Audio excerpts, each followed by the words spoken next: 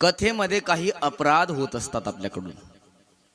ते अपराध जर झाले तर कथा श्रवण करून सुद्धा आपल्याला कथा श्रवणाचं फल प्राप्त होत नाही. मग कथा श्रवण करण्याचे अपराध कोणते आहेत, कोणते अपराध टाळून आपण कथा श्रवण केली पाहिजे, तर काही नियम सांगतो आणि मग आपण भागवताच्या मूळ संहितेमध्ये प्रवेश करूया. कथा चालू असताना मध्येच कथेतून उठून जाऊ नये. महाराज जर गेलोच तर त्या माणसाला ऐश्वर्य नष्ट होण्याची भीती असते. जो मधूनच कथेतून उठून जातो त्याची संपत्ती ऐश्वर्य नष्ट होतं. हे शिव महापुराणामध्ये सांगितलंय. डोक्यावर पगडी धारण करून कथा ऐकू नये. पान खाऊन तंबाखू खाऊन कथा ऐकू नये. तोंडामध्ये पान तंबाखू तपकीर ठेवून जर आपण कथा श्रवण केली तर नरकामध्ये यमदूत त्याला त्याचीच विष्ठा खाऊ घालतात. म्हणून कथेमध्ये असताना तंबाखू पान खाऊन कथा ऐकू नये. वक्त्यापेक्षा उंच आसनावर बसू नये. आता हे जे आसन आहे याच्यापेक्षा उंच आसनावर श्रोत्यांनी बसू नये. बसलो तर काय होतं, नरक भोगून त्याला कावळ्याच्या जन्माला जावं लागतं. म्हणून वक्त्यापेक्षा उंच आसनावर श्रोत्यांनी बसू नये.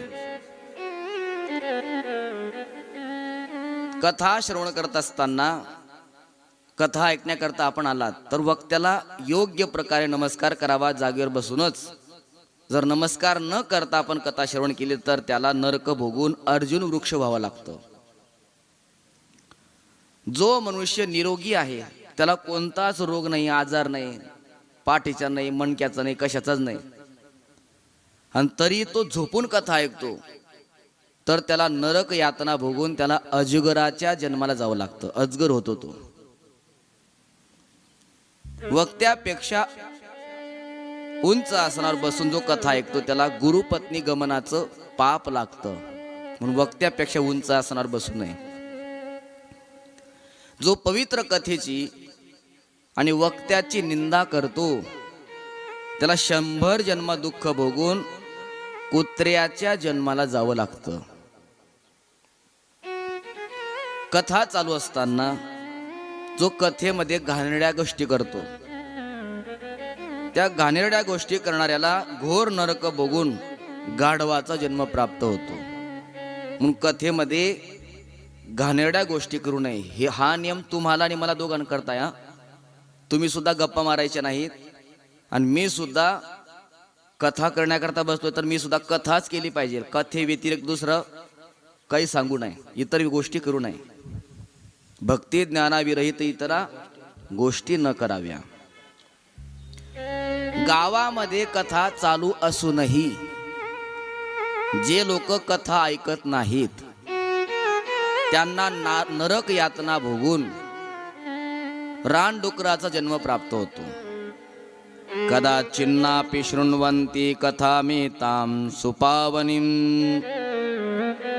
भुक्त्वा ते नरकान् घोरान् भवन्ति वनशूकरः. हा शिव महापुराणाचा श्लोक मी तुम्हाला आता सांगितला. जे लोक दुष्ट लोक कथेमध्ये विघ्न करतात, काहीतरी अडथळा आणतात, त्या अडथळा आणणाऱ्या लोकांना कोट्यावधी जन्म नरक यातना भोगावी लागते आणि नरक यातना भोगून ते गावातले डुक्कर होतात.